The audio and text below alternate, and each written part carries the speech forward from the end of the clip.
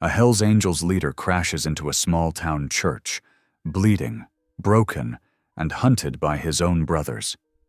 But when the black preacher woman kneels beside him to help, he looks her dead in the eyes and declares, "By spring, you will birth me 5 sons." Everyone thinks he's insane. She thinks he's mocking her faith. But when lost boys start showing up at her mission, runaways, addicts, convicts, something unexplainable begins to happen. The man who once destroyed lives starts saving them, and the woman who had given up on miracles starts seeing them. Still, the town whispers. The gang circles closer.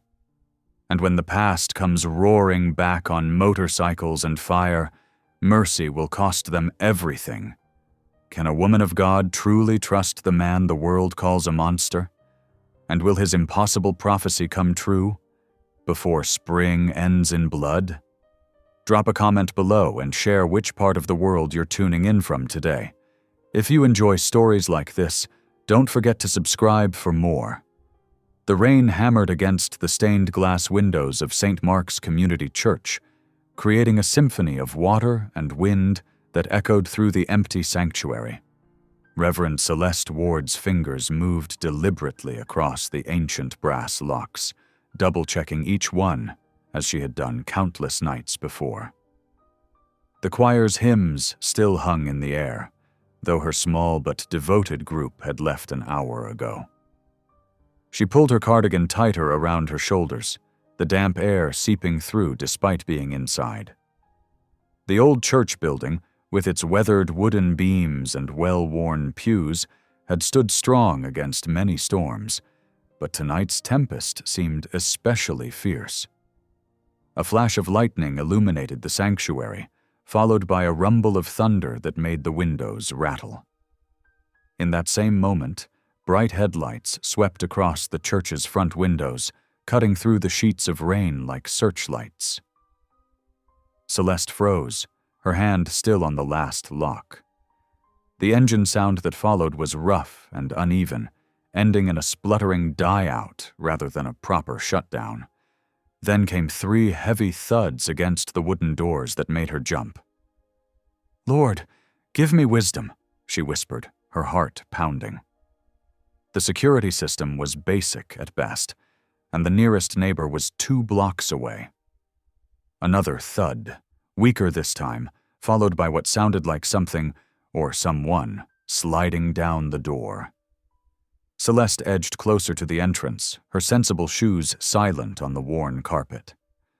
Through the decorative windows flanking the door, she could make out a large shadow slumped against the entrance. "Hello?" she called out, her voice steady despite her racing pulse. "Do you need help?"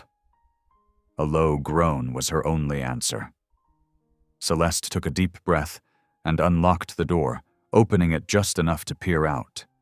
The sight that greeted her made her gasp. A massive man in a torn leather jacket lay crumpled on the church steps, rain pelting his prone form. Blood mixed with water ran in pink rivulets down the steps.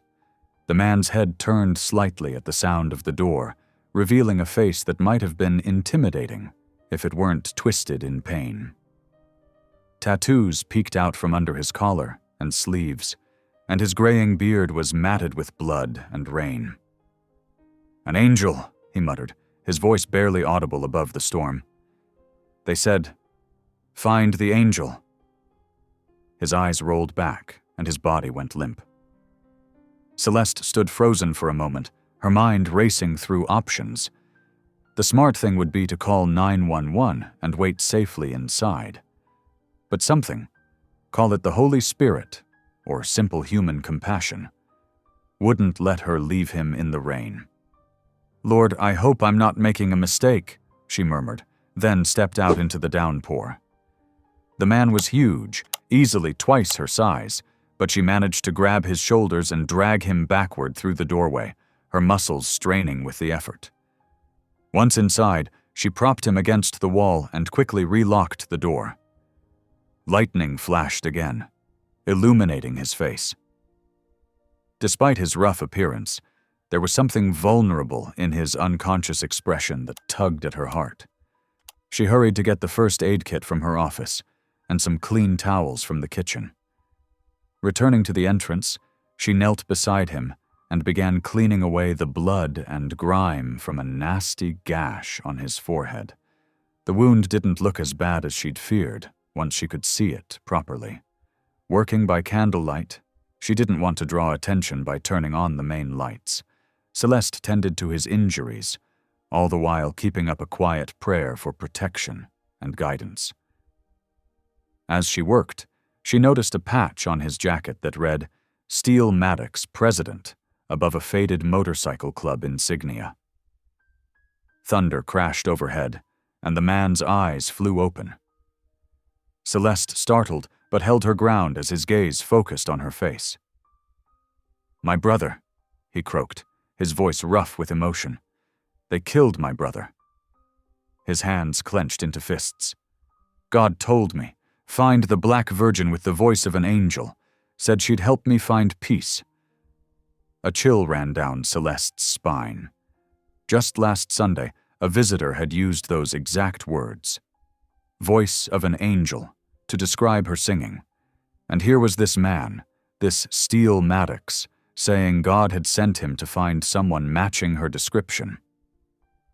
"You need rest," she said firmly, pushing aside her unease. "We can talk more in the morning." He tried to sit up straighter but winced. "Can't stay. Shouldn't have come. Put you in danger." "You're not going anywhere tonight," Celeste said, surprising herself with her authoritative tone. "The storm's too bad, and you're in no condition to travel." She helped him to a pew, where he sank down with a grateful groan. She brought him a blanket from the storage closet, and he was asleep before she finished arranging it over him. Celeste settled into a pew across the aisle, where she could keep an eye on him. The storm was beginning to ease, its fury giving way to a steady rainfall that drummed against the roof. Dawn wasn't far off, and with it would come decisions about what to do with her unexpected guest. "I'll send him on his way in the morning," she whispered to herself, but her hands trembled as she clasped them in prayer. Deep down, she knew it wasn't that simple. Whatever had brought this man to her church doorstep felt bigger than coincidence. Mercy had taken root in her heart, and with it, a sense that God was at work in ways she couldn't yet understand. The candle flickered, casting shadows that danced across Steele's sleeping face, softening the hard lines of what must have been a difficult life. Celeste settled deeper into her pew, keeping her vigil as the night slowly gave way to dawn. The early morning sun filtered through the stained glass windows, casting rainbow patterns across Steele's sleeping form on the pew. Celeste had dozed off briefly but woke to the sound of car doors slamming outside. Her heart sank as she recognized Sheriff Dillard's patrol car and several other vehicles belonging to church deacons. The heavy wooden doors burst open, and Sheriff Dillard strode in, his face set in grim lines. Behind him, 3 deacons hurried in, their expressions a mix of concern and disapproval. "Reverend Ward," the sheriff said, his voice echoing in the sanctuary, "would you care to explain why Steele Maddox is sleeping in your church?" Celeste rose from her pew, smoothing her wrinkled clothes. "He was injured and needed help, Sheriff. I couldn't leave him out in that storm." "Do you have any idea who this man is?" One of the deacons, Mr. Thompson, stepped forward. "He's a criminal, a gang leader." "Was," came a rough voice from behind them. Steele had woken and was sitting up slowly, wincing slightly. "I was those things." Sheriff Dillard's hand instinctively moved to his holster. "You're not welcome in this town, Maddox. We've had enough trouble from your kind." Celeste moved to stand between Steele and the others. "This is God's house, Sheriff. All are welcome here, especially those seeking redemption." "With all due respect, Reverend," another deacon spoke up, "you're putting the entire congregation at risk. Think about the children who come here for Sunday school." I think about them every day, Celeste replied firmly, and I wonder what message we send them when we turn away someone asking for help. Steele stood carefully, his impressive height making the deacons step back. The Reverend's right about one thing. I am asking for help, but I'll go if that's what you want. That's exactly what we want, Sheriff Dillard growled. No. Celeste's voice rang out clear and strong. This man came to us in need. I will not turn him away. The morning light seemed to gather around her as she stood her ground, her chin lifted in quiet defiance. Steele watched her with something like wonder in his eyes. After more heated discussion and threats of calling, the church board, the sheriff and deacons finally left, their dire warnings hanging in the air. Once they were gone, Steele turned to Celeste. You didn't have to do that, he said quietly. But I won't forget it. I'll find a way to repay your kindness. Celeste sighed, suddenly feeling the weight of the morning's confrontation. There's coffee in the mission kitchen. Would you like some? The mission kitchen was small, but welcoming, with warm yellow walls and well-worn furniture. As Celeste poured 2 cups of coffee, Steele settled his large frame into a chair that seemed too delicate to hold him. Sugar? She offered. Black as sin, he replied, then caught himself and grinned ruefully. Old habits die hard, I guess. Despite herself, Celeste found herself smiling. There was something disarming about his rough humor. They weren't wrong about who I was, Steele said after a few sips. I led the Hells Angels chapter here for 15 years, made this town fear me, made a lot of wrong choices. And your brother? Celeste asked gently. Steele's hands tightened around his coffee cup. Tommy. He was the good one, you know. Tried to keep me straight. There was a fight that went bad. Wrong place, wrong time. He stepped in to stop it and... He trailed off, pain etching deep lines around his eyes. I need honesty, Mr. Maddox, Celeste said. Are you really looking to change? Or is this just a temporary shelter from whatever storm you're running from? Steele met her gaze steadily. I swear to you, and to God, I want to change. Tommy's death showed me where that life leads. I'm done with it. Later that day, Celeste helped organize the monthly food drive at the community center. She could feel the stares and hear the whispers as she worked. Can you believe she's harboring that biker? The devil himself right in our church. What kind of example is she setting? She kept her head high, but each whispered comment stung. Her hands trembled slightly as she sorted canned goods, her faith solid, but her heart heavy with the weight of judgment. That evening, back at the church, Steele noticed a broken door hinge in the mission kitchen. Without being asked, he found tools and began fixing it. Celeste watched him work, his large hands surprisingly gentle with the small screws. You know, he said softly, not looking up from his task, God has a strange way of choosing his messengers. He paused, adjusting the hinge. A criminal finding salvation through a preacher woman brave enough to see past the surface. Sounds like something straight out of the good book. Celeste leaned against the doorframe, watching him work. The setting sun streamed through the kitchen window, catching the silver in his beard and the determination in his movements. In that moment, she could see both who he had been and who he was trying to become. And somehow, that made all the whispers and judgment a little easier to bear. Steele tested the door, which now swung smoothly on its repaired hinge. Just like the door, Celeste thought, sometimes the most broken things just needed someone willing to take the time to fix them. The Sunday morning sun painted golden stripes across the wooden pews as people filed into the church. The usual faithful came first, nodding politely to Celeste as they took their customary seats. But soon, unfamiliar faces began appearing, curious onlookers drawn by the week's gossip about the biker seeking sanctuary. Celeste stood at the entrance, greeting each person with a warm smile, despite the mixture of judgment and curiosity in their eyes. She wore her Sunday best, a deep purple dress that complemented her dark skin, her hair styled simply but elegantly.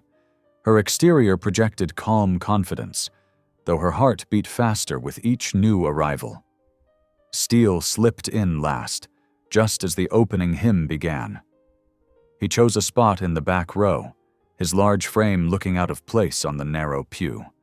Though he'd cleaned up, wearing fresh clothes and having trimmed his beard, he still stood out like a wolf among sheep. He kept his head bowed, hands clasped tightly in his lap.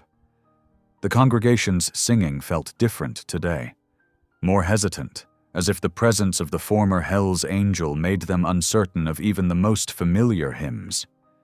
But Celeste's voice rose clear and strong, lifting above the tentative chorus, drawing them back to the spirit of worship. Her sermon focused on redemption, though she'd planned it weeks ago. God does not see as humans see, she preached, her voice carrying to every corner of the sanctuary. Where we see broken vessels, he sees potential. Where we see darkness, he plants seeds of light. Throughout her message, Steele remained motionless, head bowed. Only occasionally would he glance up, his expression unreadable but intense. The congregation shifted uncomfortably whenever his presence drew their attention, like sheep aware of a predator in their midst. As the final hymn ended and people began to rise, a commotion erupted near the middle of the church. Billy Rawlins, a local troublemaker known for his drinking, stood swaying slightly in the aisle. "Well, ain't this something?" he drawled, loud enough to freeze everyone in place. "Our very own black virgin saving white trash now." He laughed, the sound ugly and sharp in the sacred space. "What's next, Reverend? Gonna reform the whole gang?" Celeste felt the blood drain from her face, but she held her composure. "Mr. Rawlins, this is God's house. Please show some respect." "Respect?" Billy sneered. "For what? A colored woman playing savior to—" The words died in his throat as Steele rose to his full height. The movement was deliberately slow, but the menace in it silenced the entire sanctuary.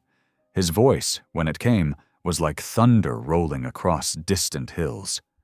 "No one," he growled, "mocks God's servant in his own house."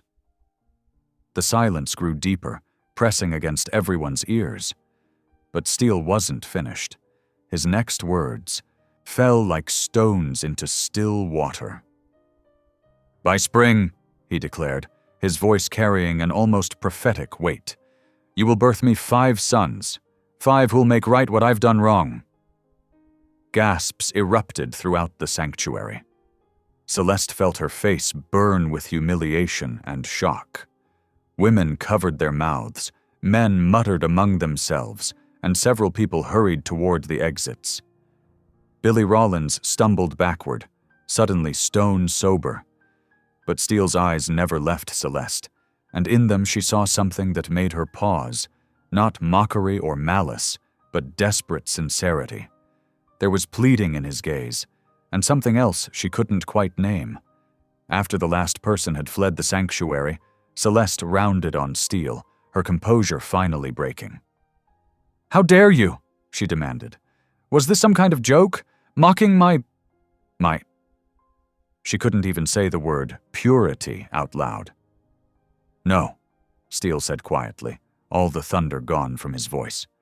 "Not mocking. Never that." He ran a hand through his graying hair. "The sons I spoke of, they're not of your flesh, Reverend. They're of your faith."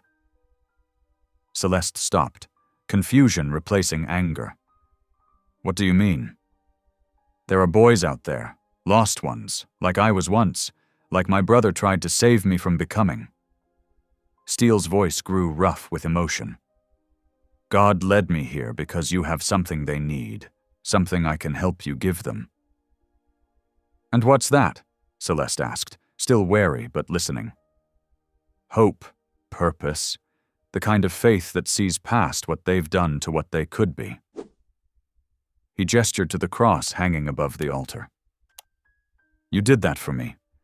You looked at a beaten-down biker and saw something worth saving. The sanctuary felt different now, emptier but somehow more sacred. Celeste sank into a pew, trying to process his words. 5 sons, she repeated softly. 5 lives changed, Steele nodded. 5 wrongs made right.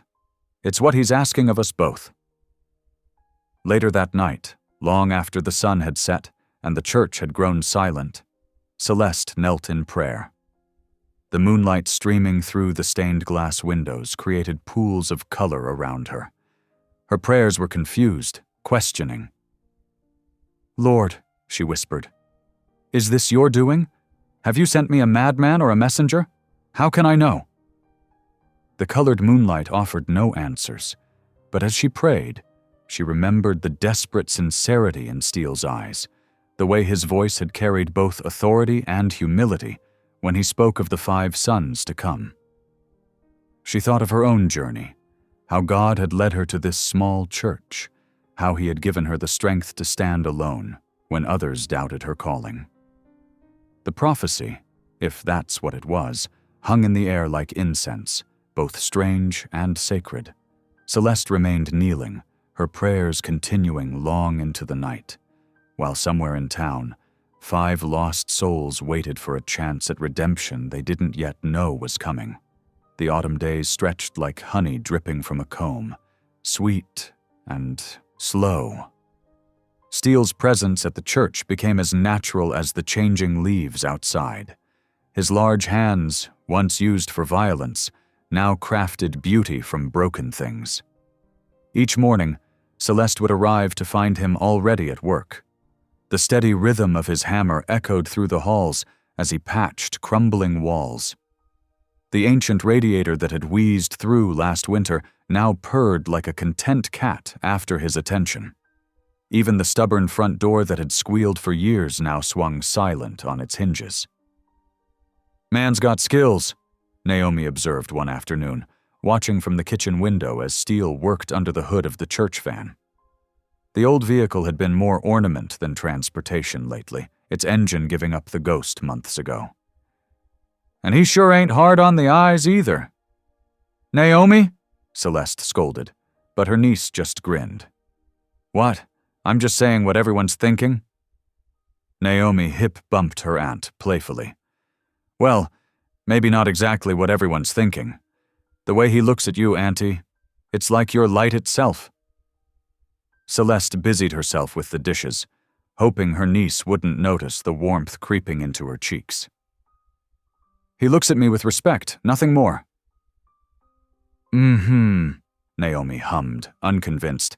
"That's why he fixed that loose step on the back porch 3 times until it was perfect, because of respect."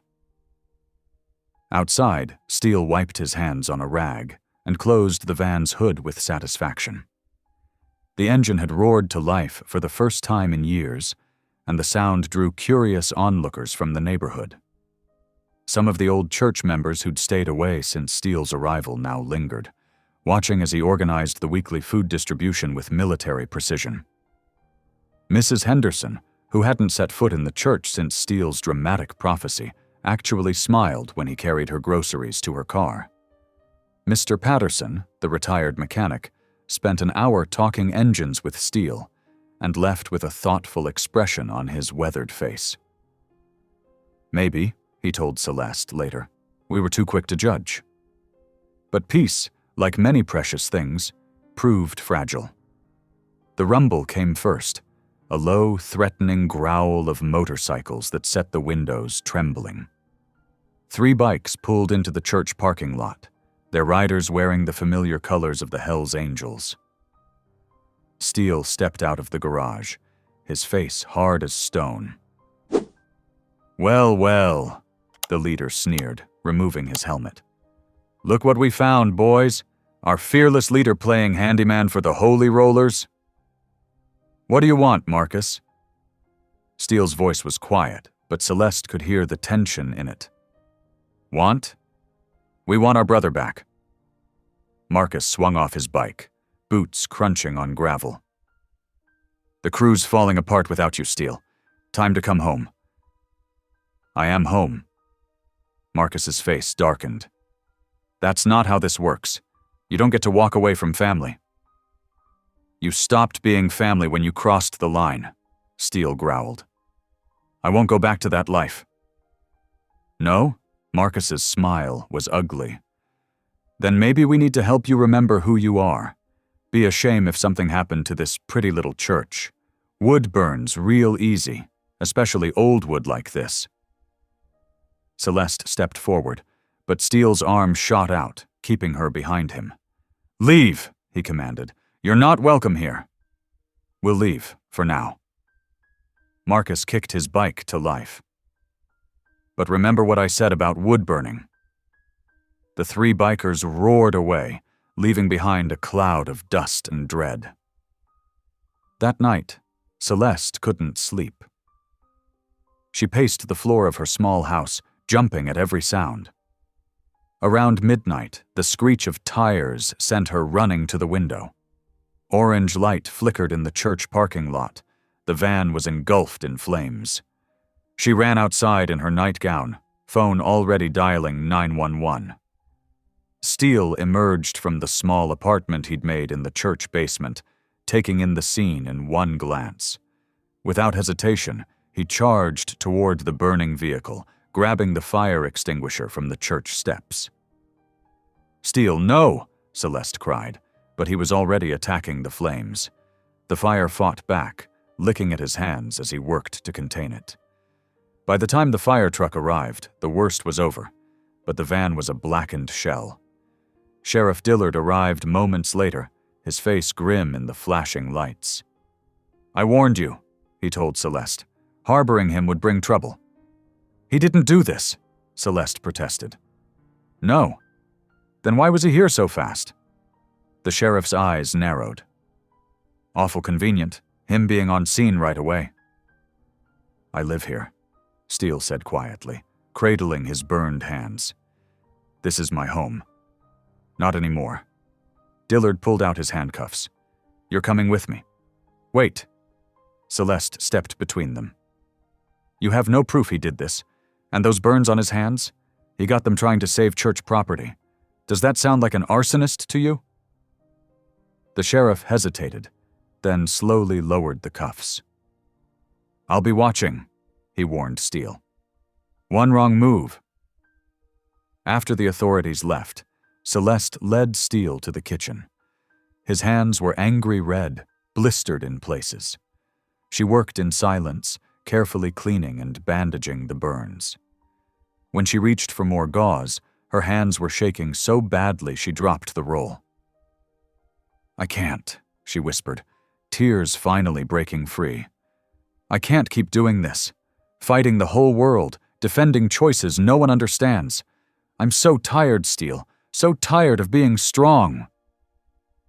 Steele knelt before her, his bandaged hands gentle as he caught her tears. "Then let me be strong for you," he said softly. "I won't let evil win again.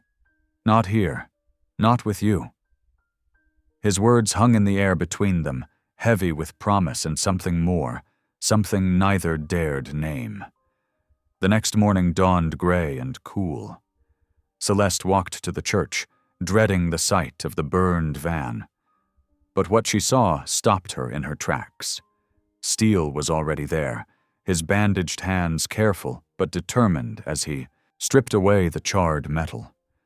Tools were laid out in neat rows, and beside them sat new parts, a testament to hope rising from ashes. He looked up as she approached, his eyes clear and steady. Without words, they both understood. This was more than just rebuilding a van. This was the first light of a new day, the beginning of their shared mission. And like the dawn breaking through storm clouds, it carried the promise of transformation. The burned van frame stood as both warning and witness, a reminder of the darkness they faced, but also of their determination to overcome it. Steele worked steadily, his injuries forgotten in the rhythm of reconstruction. And Celeste watched, feeling something unfamiliar bloom in her heart. Not just hope, but a fierce kind of joy. This was what faith looked like in action. Hands blistered but unbowed, rebuilding in the face of destruction. A week passed like molasses in winter, each day bringing small victories in rebuilding the van and even smaller steps in rebuilding trust with the town. The autumn air turned crisp, painting the Tennessee mountains in shades of gold and crimson. Steele had just finished installing a new radiator when his phone buzzed, a text from Tommy at the grocery store about a kid sleeping behind the dumpsters. Steele found the boy curled up on flattened cardboard boxes, a threadbare backpack clutched to his chest. Couldn't be more than 15 years old, with wiry arms and dark circles under his eyes. When Steele approached, the kid sprang up like a startled cat, fists raised. "Easy now." Steele kept his voice low and steady. "Name's Steele. I work at the church down the road. Got hot food there if you're interested." The boy's eyes narrowed. "I ain't interested in no church handouts." "Fair enough. How about mechanics? Van needs work, and I could use an extra pair of hands." Steele noticed how the kid's expression shifted at the mention of engines. "I'm Trey," the boy finally said, "and I know my way around motors." When Steele brought Trey to the church, Celeste was in her office preparing Sunday's sermon. Her welcoming smile faltered when she saw the teenager's defensive stance and hardened eyes. Steele recognized the worry in her face, the same fear that had greeted him that stormy night. "Reverend Ward," Steele said formally, "this is Trey. He's got a talent for mechanics." Celeste's gaze moved between them, understanding dawning in her eyes. One son. Steele's prophecy echoed in the silence. "I don't need charity," Trey spat out. "Just a job." Celeste straightened her spine, pastor mode engaging. "Well, this church needs plenty of work, but there are rules. No drugs, no fighting, and you attend evening devotions." "Whatever," Trey muttered, but his shoulders relaxed slightly. They set him up in a small room off the fellowship hall, formerly used for storage. Celeste brought fresh sheets and towels while Steele cleared space for a bed. Trey stood awkwardly in the doorway, clutching his backpack like a shield. "Bathroom's down the hall," Celeste said gently. "Kitchen's always open. And Trey, welcome home." The boy's face crumpled for just a moment before he turned away. "Thanks," he whispered. Days fell into a rhythm. Mornings meant breakfast in the church kitchen, where Celeste always seemed to have extra pancakes ready. Then Steele and Trey would work on the van, their hands blackened with grease as they rebuilt the engine piece by piece. Steele discovered the boy had an almost intuitive understanding of mechanics. "How'd you learn all this?" Steele asked one afternoon, as Trey expertly adjusted the timing belt. "My old man," Trey said shortly, "before he split. Only good thing he ever gave me." Word spread through town about the church taking in a street kid. Some called it foolish, others called it God's work. But it was the teenagers who really took notice. They started dropping by after school, drawn by curiosity about the tattooed mechanic and his young apprentice. Celeste would watch from her office window as Steele patiently explained engine basics to growing groups of boys. Some were clearly troubled kids, the ones with anger in their eyes and pain in their slouched shoulders. But under Steele's quiet guidance, they found purpose in fixing things instead of breaking them. Evening devotions became a surprising highlight. Celeste kept them simple, a Bible story, some discussion, and always ending with her rich voice raised in song. At first, Trey would sit in the back corner, arms crossed. But gradually, he moved closer, even asking questions sometimes. One night, about 3 weeks after Trey's arrival, Celeste caught the sharp scent of cigarette smoke while walking the church grounds. She found Trey behind the building, hastily stubbing out a cigarette. "Those things will kill you," she said sharply. "So will lots of things," Trey shot back, defiance masking fear. Steele appeared before Celeste could respond. "Everything okay here?" "He's smoking," Celeste said. "We had rules." "You gonna throw me out?" Trey challenged, but his voice quavered. Steele sighed. "Nobody's throwing anybody out, but Celeste is right about those things being poison." "Then why do you still have a pack in your jacket?" Trey demanded. Steele pulled out his cigarettes and stared at them for a long moment. Then he walked to the trash can and dropped them in. "Because change takes time, kid. We're all works in progress." Celeste felt her anger softening. "Grace doesn't bloom overnight," she murmured. "No," Steele agreed, "but it does bloom." He turned to Trey. "How about we make a deal? You quit, I quit. Together." The boy's tough facade cracked just a little. "Yeah, okay, whatever." Later that evening, Celeste brought sweet tea out to the porch, where Steele sat watching the sunset. They shared the peaceful moment in comfortable silence before she spoke. "You're good with him," she said. "With all of them, really?" Steele shrugged. "Just trying to be what I needed at their age." Rain began to fall, soft and steady. Celeste tilted her face to the sky, letting the drops mingle with unexpected tears. "One son," she whispered. Steele's smile was gentle in the gathering dusk. 4 more to go." They sat together as darkness settled over the church grounds, the rain washing everything clean. Inside, they could hear Trey working on his homework, muttering about algebra. The sound of his presence filled the old church with new life, like spring coming after a long winter. The porch light cast a warm glow around them, and Celeste found herself studying Steele's profile. The hardness that had marked his face that first night was softening, replaced by something warmer. When he caught her looking, she quickly turned away, but not before seeing his knowing smile. "Penny for your thoughts, Reverend," he said. "Just wondering what God has planned for us all," she admitted. "This isn't exactly how I pictured my ministry going." "Best plans rarely are," Steele replied, "but sometimes the unexpected path is exactly where we're meant to be." The rain continued its gentle rhythm, a baptism of sorts for their unlikely family. Tomorrow would bring its own challenges, more suspicious townspeople, more troubled youth, more battles with old habits and deep wounds. But for now, in this moment, grace was blooming in the quiet space between darkness and dawn. Through the window, they could hear Trey start humming one of Celeste's devotional songs, probably without even realizing it.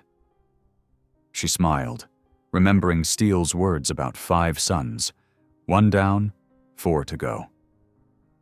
And somehow, against all logic and probability, she found herself looking forward to meeting each one. The autumn leaves danced across the mission's front yard as weeks melted into months. Each morning brought new signs of hope to the old church building. Where silence once echoed through empty halls, now footsteps and laughter bounced off freshly painted walls. Andre arrived first, a 17-year-old powder keg of rage and hurt. Steele found him behind the local diner, fists bloodied from punching a brick wall after another fight with his stepfather. "You gonna call the cops?" Andre had snarled, holding his swollen hands close to his chest. Steele just shook his head. "Nah, but I know somewhere better than this alley, if you're interested." Jesse came 2 weeks later, trembling and pale, his artistic soul drowning in withdrawal. Celeste held his hand through the worst nights, singing hymns until dawn while Steele kept watch. At 19, Jesse was the oldest of the boys, but his gentle spirit made him seem younger. The mission took on new life with 3 young men in residence. Trey, already settled in as the veteran, showed the others the ropes. Andre's raw energy found purpose in carpentry, his anger channeled into creating rather than destroying. Under Steele's patient guidance, he learned to build shelves, fix broken furniture, and slowly rebuild his own sense of worth.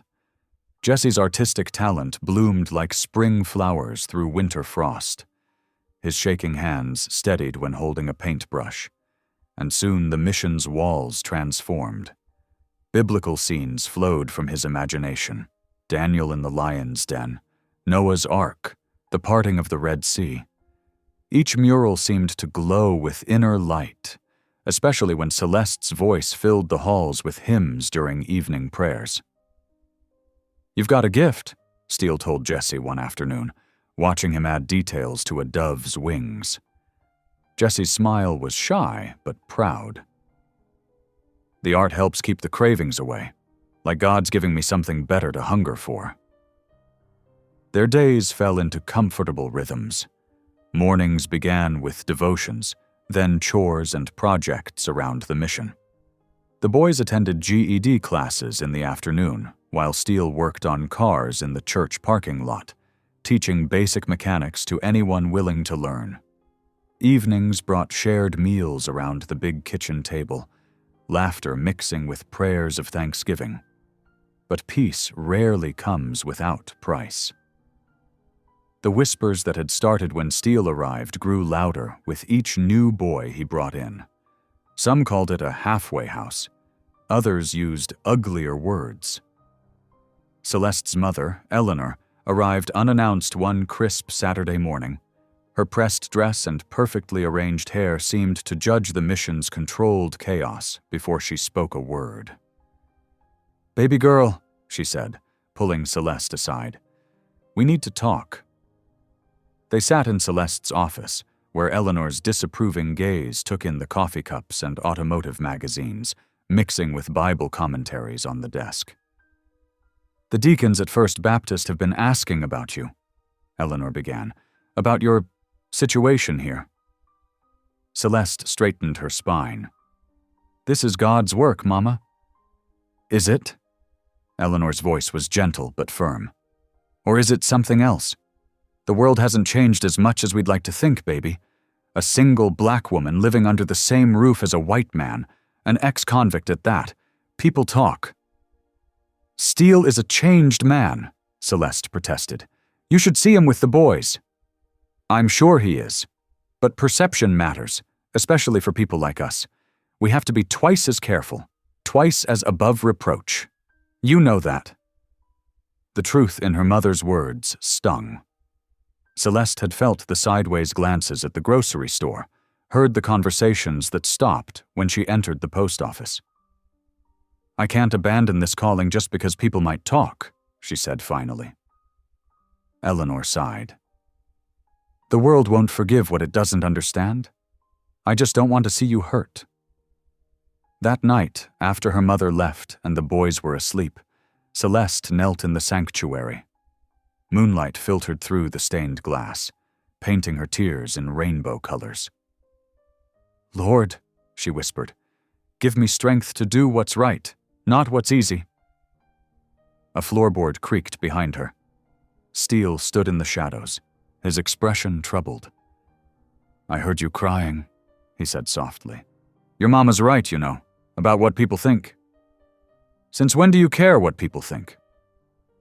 "Since my actions started affecting more than just me." He sat heavily in the front pew. "I never told you the whole story about my brother?" Celeste moved to sit beside him, close enough to feel his warmth, but not touching. "We were both angry kids," Steele continued, "but where I turned that anger outward, Tommy turned his inward. I thought leading a gang would protect him, give him somewhere to belong. Instead," his voice broke. "Instead, I led him straight to his death. I lived for rage, not love, and he paid the price." Celeste's hand found his in the darkness. "God forgives us, Steele, even when we can't forgive ourselves." "Does he? Sometimes I look at these boys, and I see Tommy. See all the ways I could fail them too." "But you won't," Celeste said firmly, "because this time you're not leading with anger, you're leading with love." Their eyes met in the moonlight, and something unspoken passed between them, something deeper than friendship, but fragile as moth wings. Neither dared give it a name. The next morning brought the first snow of winter, dusting the mission's small garden in white. Through the kitchen window, Celeste watched the three boys working together to cover the vegetable beds with straw. Trey was showing Andre how to properly spread the mulch, while Jesse sketched the scene in his ever-present notebook. Their laughter drifted through the glass, and suddenly Celeste remembered Steele's words that first Sunday. "By spring, you will birth me 5 sons." Looking at the scene before her, 3 lost boys found, 3 lives being transformed, she felt a shiver that had nothing to do with the cold. Steele appeared beside her, coffee cups in hand. "Penny for your thoughts, Reverend?" She accepted the coffee with a smile. "Just watching your prophecy take shape. 3 sons now." "2 more to go," he agreed. "God's right on schedule." They stood together at the window, watching their unlikely family grow stronger in the gentle falling snow. The mission wasn't perfect. The roof still leaked, money was tight, and the town's judgment hadn't eased. But in that moment, watching love overcome darkness one soul at a time, Celeste knew with bone-deep certainty that they were exactly where they were meant to be. Outside, Andre showed Jesse how to make a snow angel, while Trey pelted them both with snowballs. Their joy echoed across the mission grounds, a testimony to grace that no amount of whispers could diminish. The new year brought crisp, cold air to Tennessee, and with it, fresh hope at the mission. Celeste and Steele had organized a youth gathering, transforming the church basement into a warm haven from the winter chill. The aroma of hot chocolate and fresh-baked cookies filled the air as teenagers from around town filtered in, drawn by the promise of food and fellowship.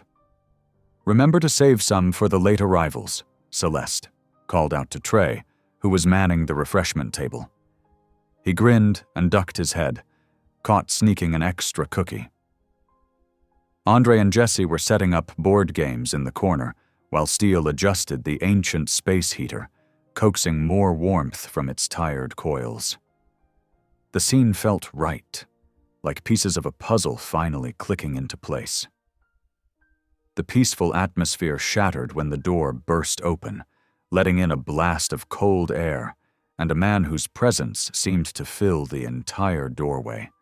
He was tall, broad-shouldered, with close-cropped hair, and eyes that burned with desperate anger. A few of the teens screamed, and Celeste instinctively stepped in front of the younger children. "Where's the food pantry?" the man demanded, his voice rough. "I know you keep supplies here." Steele straightened slowly, his movements deliberate and calm. "You're right.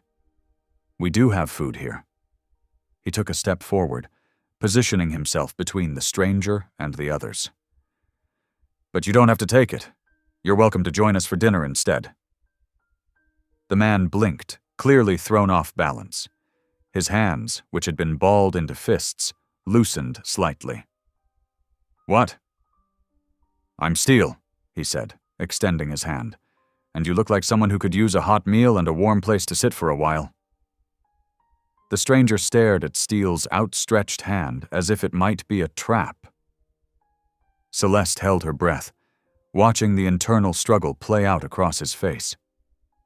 "Marcus," he finally muttered, not taking Steele's hand but letting his defensive stance drop slightly. "My name's Marcus." "Well, Marcus," Celeste stepped forward, her voice gentle but firm. "Would you like some hot chocolate?" The evening progressed with tentative peace.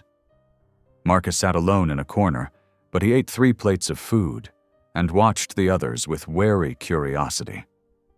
The teens gradually relaxed, though they gave him a wide berth.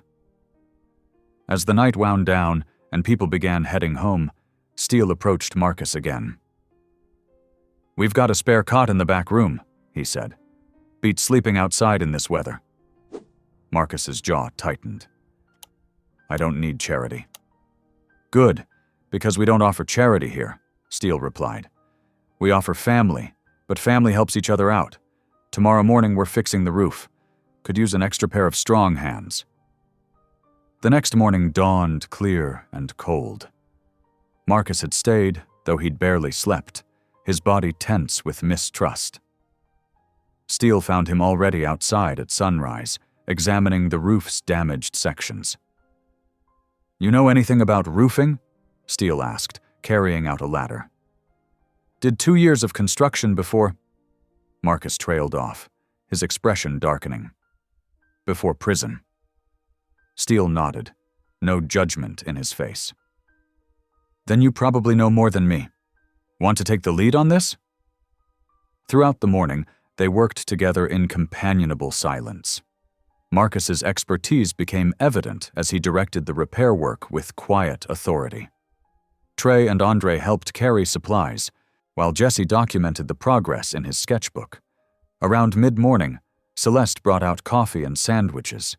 She found Marcus sitting alone during the break, a worn Bible from the church library in his hands. "Do you like to read?" she asked, settling nearby. His face flushed with shame. "Never learned proper. Foster homes, juvenile detention, prison. Nobody really took the time." "I could teach you," she offered. "We could start with some of the shorter psalms." Marcus looked at her suspiciously. "Why would you do that?" "Because everyone deserves to hear God's word in their own voice," she answered simply. That afternoon marked the beginning of their daily reading sessions. Marcus struggled at first, his frustration often boiling over. But Celeste's patience never wavered, and slowly, the words began to make sense. Steele worked with Marcus, too, teaching him to channel his anger into productive tasks. The two men clashed frequently, both strong-willed, both carrying deep wounds, but their conflicts gradually evolved into mutual respect. As January deepened into February, Marcus became a fixture at the mission. He slept in the back room, helped with maintenance, and even started joining the evening devotionals. The angry edge in his eyes softened, replaced by something that looked almost like peace. One night, well after everyone else had gone to bed, Celeste found herself unable to sleep. She wandered down to the main room, where a fire still burned low in the ancient fireplace. Steele sat before it, turning something over in his hands. Drawing closer, she saw it was a dog tag, worn smooth with age and handling. Steele's brother's name was barely visible in the firelight.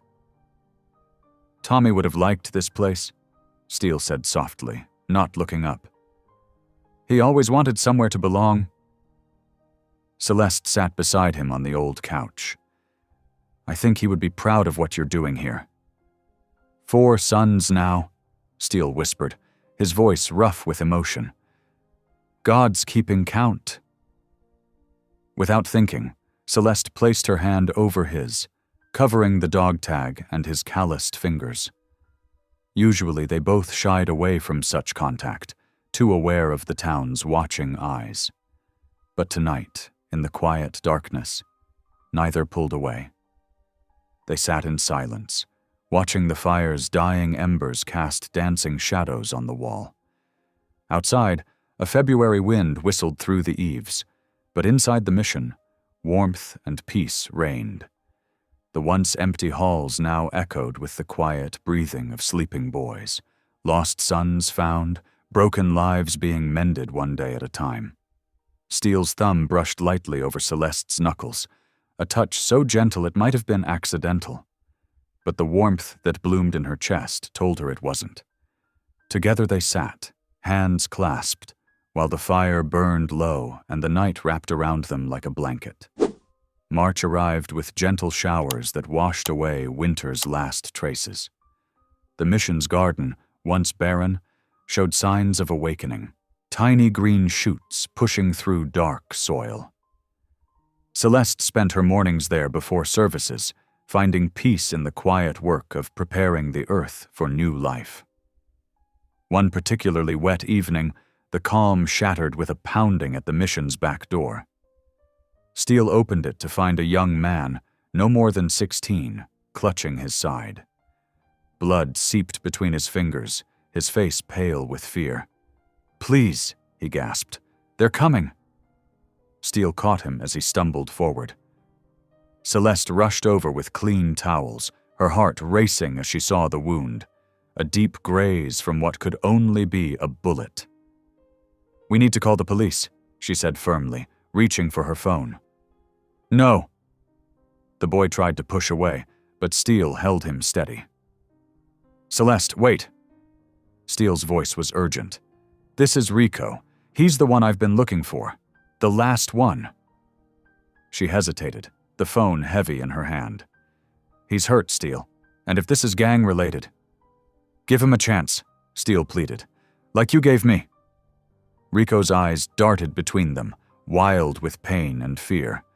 But when they met Celeste's, she saw something familiar, the same desperate longing for sanctuary she'd seen in all her boys. With a deep breath, she set the phone down. "Let's get him cleaned up first." They worked together, Steele holding Rico still while Celeste cleaned and bandaged the wound. It wasn't as bad as it had looked. The bullet had only grazed him. As she worked, she hummed softly, an old spiritual her grandmother had taught her. Rico's tense muscles gradually relaxed under her gentle hands. "You've got a nice voice," he mumbled, half asleep from exhaustion. "Wait until you hear her really sing," Steele said, smiling at Celeste over Rico's head. The next few days were tense. Rico stayed in his room mostly, emerging only for meals. But slowly, like a wounded animal learning to trust, he began to venture out more. Celeste caught him listening when she practiced with the choir, and one morning she found him in the garden, carefully examining the newly planted seedlings. "Want to learn how to tend them?" she asked.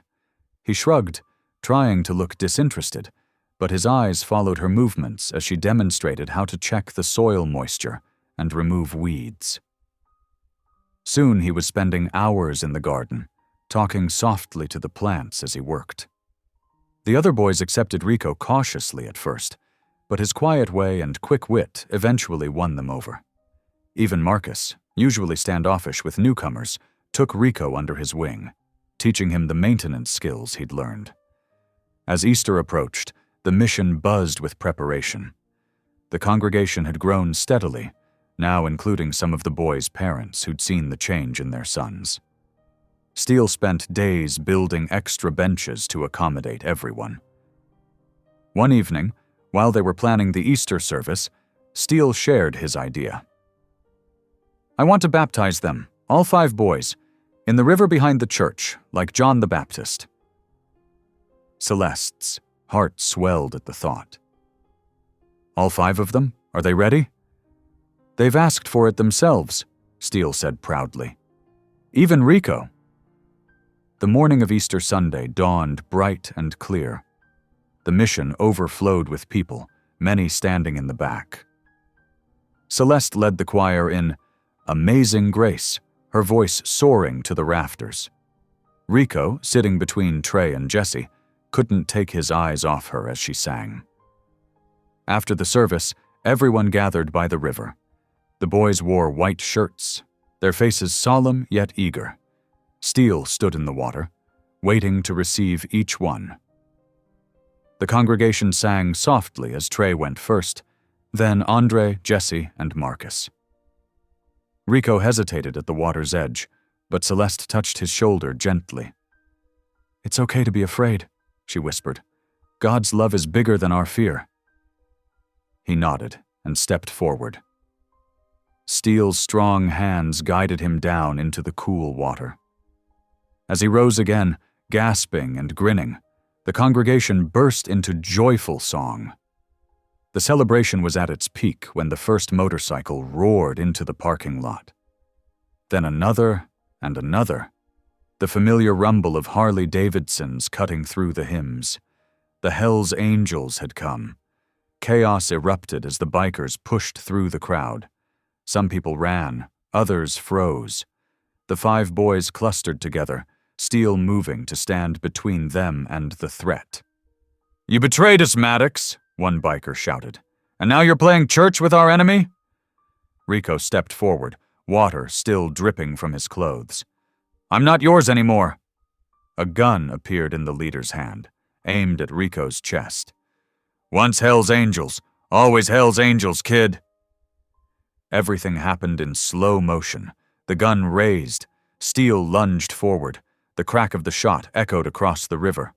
Steele stumbled, red blooming across his white shirt. Celeste caught him as he fell, her choir dress soaking up his blood as she cradled his head. Sirens wailed in the distance, growing closer. The bikers scattered, roaring away as quickly as they'd come. But Celeste barely noticed, focused only on Steele's face. His eyes found hers, a faint smile touching his lips. "You gave me sons," he whispered, his voice growing fainter. "Now give them God." Rain began to fall, soft at first, then harder, mixing with the tears on Celeste's face. "Steele," she called, her voice breaking. "Steele!" But his eyes had already closed, his body growing heavy in her arms as the rain poured down. The mission's halls echoed with emptiness in the days following Steele's death. Where there had once been laughter and the sound of boys working, now only silence hung heavy in the air. Celeste moved through the rooms like a ghost, her footsteps hollow against the wooden floors. They buried Steele on a Wednesday, beneath the spreading branches of the old magnolia tree behind the church. The boys stood in a tight circle, their faces drawn and pale. Trey clutched Steele's worn leather jacket, running his fingers over the patches and worn edges before laying it carefully over the fresh earth. Andre wouldn't look at anyone, his jaw clenched tight against tears. Jesse kept wiping his eyes with his sleeve, while Marcus stood like a statue, his usual confidence crumbled. Rico hadn't spoken since that terrible Easter Sunday, guilt weighing heavily on his young shoulders. The town showed up for the funeral, but they kept their distance, standing in small clusters at the edge of the cemetery, whispering among themselves. Their presence felt more like curiosity than comfort. That Sunday, Celeste tried to lead the service as she always had. She stood at the pulpit, her Bible open to Psalm 23, but the words swam before her eyes. "The Lord is my shepherd," she began, her voice trembling. "I shall not." The rest caught in her throat like thorns. She stared at the empty spot in the back pew where Steele always sat, head bowed in quiet reverence. The memory of his gentle smile, the way he'd lean forward when she sang. It was too much. Her voice cracked, and tears spilled down her cheeks. "I'm sorry," she whispered, stepping away from the pulpit. The congregation sat in uncomfortable silence as she walked out, her shoulders shaking. Nights became the hardest time. Sleep eluded her, so she wandered the mission's corridors like a restless spirit. In the workshop, Steele's tools lay exactly as he'd left them. A wrench here, a screwdriver there, waiting for hands that would never pick them up again. She found his Bible in the kitchen, open to the book of Matthew. His cramped handwriting filled the margins, questions, observations, and prayers. One note caught her eye. "Love is patient. These boys teach me patience every day." Outside, the burnt shell of the church van had been transformed into a makeshift flower bed. Steele's last project. He'd filled it with soil and planted spring bulbs just days before Easter. "Beauty from ashes," he'd said with that crooked grin of his. Now tiny green shoots were pushing through the dirt, reaching for sunlight. A week after the funeral, a storm rolled in from the mountains. Thunder rattled the mission's windows as Celeste sat in Steele's workshop, surrounded by the tools and half-finished projects he'd left behind. Lightning illuminated the room in sharp bursts, casting strange shadows on the walls. Her fingers found his leather jacket where it hung on a hook by the door. She'd retrieved it from his grave that morning, unable to bear seeing it exposed to the elements. The leather was soft with age, marked with patches and worn smooth in places where his hands had rested. As she held it, something crinkled inside the lining. Celeste found a small tear in the inner seam and carefully reached inside. Her fingers touched paper, carefully folded and stitched into the jacket's lining. With trembling hands, she unfolded it. There, in Steele's familiar handwriting, were 5 sets of initials: TW, AJ, JM, MR, and RS. Trey, Andre, Jesse, Marcus, and Rico. Beneath them, a single line made her breath catch. By spring they'll bloom. The words blurred as fresh tears filled her eyes. Even now, after everything, Steele's faith in these boys, in her, remained. He'd known somehow that they would all find their way here, that they would become the sons he'd prophesied on that first strange Sunday. Thunder rolled overhead as Celeste clutched the jacket to her chest, the scent of leather and motor oil still lingering in its folds. Her grief felt like a physical weight, pressing down on her shoulders, threatening to extinguish what little faith she had left. The mission felt too big now, too empty without Steele's steady presence. The boys were drifting away, each lost in their own pain. How could she hold them together when she could barely hold herself up? She touched the note again, tracing the initials with her finger. By spring, they'll bloom. Outside, rain poured down, beating against the windows like tears from heaven itself. 2 weeks after the funeral, Celeste sat at her kitchen table, morning light streaming through the window, as she opened a letter postmarked from Memphis. Her hands trembled slightly as she recognized Trey's messy handwriting. "Dear Reverend Ward," the letter began.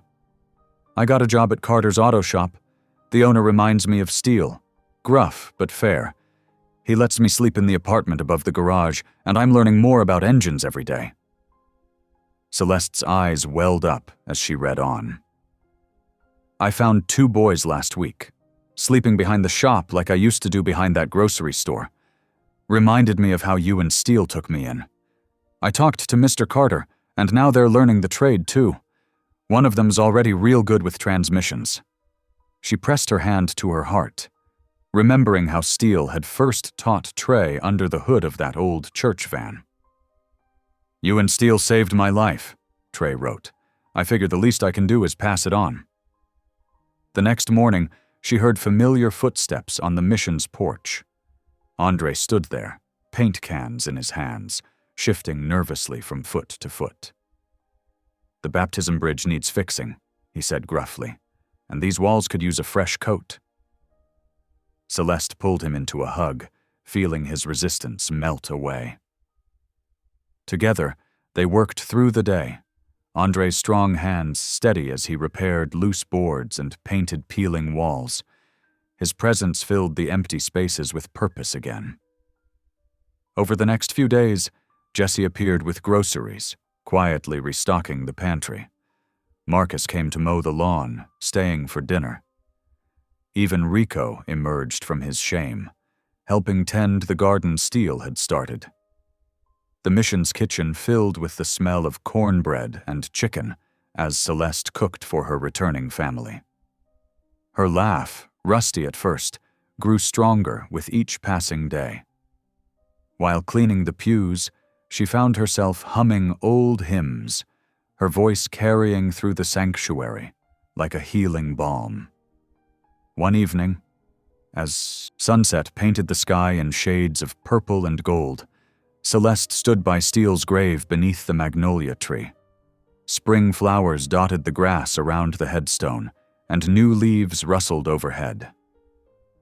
"They're blooming," she whispered, watching fireflies dance in the gathering dusk. Just like you said they would. By late March, the Tennessee air turned sweet with spring's promise. The magnolia tree that watched over Steele's final resting place exploded with pristine white blossoms, their perfume drifting across the mission grounds like nature's incense. One by one, the sons Steele had prophesied returned home. Trey arrived first, his mechanic's overalls stained with honest work, carrying tools to fix the mission's aging heating system. His hands, once fidgety with distrust, now moved with confident purpose. Andre walked through the door wearing a crisp suit, his anger transformed into determination. He'd found work with a construction company, building homes instead of burning bridges. The pride in his eyes spoke volumes about his journey.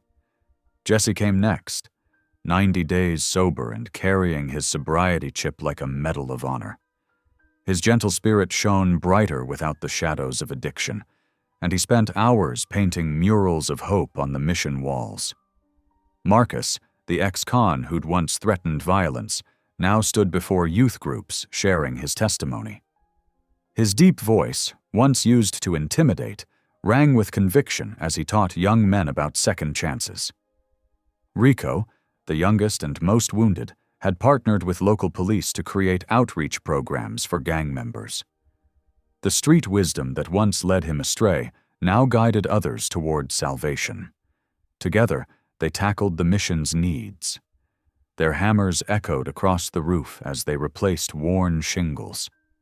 In the garden, they tilled soil and planted vegetables, just as Steele had taught them. The mission's white cross, freshly painted, gleamed against the blue spring sky. On Easter morning, before sunrise, Celeste gathered her spiritual family. They walked together to the river where Steele had been baptized, their footsteps quiet on the dewy grass. Dawn painted the sky in soft pink and gold as each son stepped into the cool water. One by one, they shared their stories. Trey spoke of finding purpose in fixing broken things. Andre testified about channeling anger into creation. Jesse's quiet words about redemption brought tears to every eye. Marcus proclaimed God's power to transform lives, while Rico described his journey from darkness to light. Celeste stood at the river's edge, her white dress catching the first rays of sunrise.